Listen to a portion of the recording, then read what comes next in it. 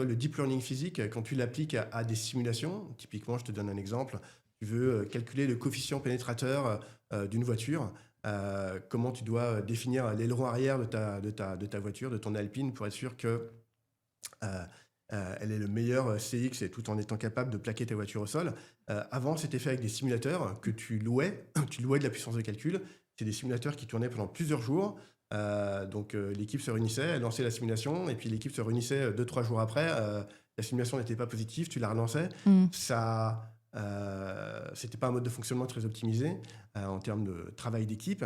Et puis ça consommait énormément de ressources. C'est des super calculateurs Mm. très énergivores. Aujourd'hui, avec le deep learning physique, tu arrives en quelques secondes au même résultat.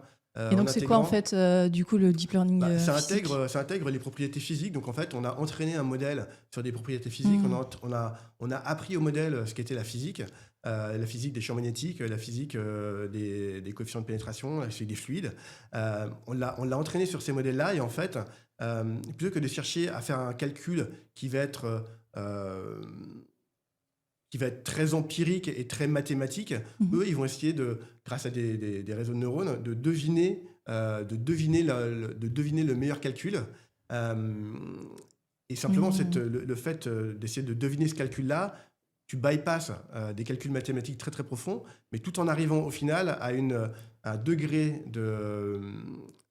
degré de précision quasiment Mm. équivalent, qui est tellement proche qu'en fait, c'est la même chose.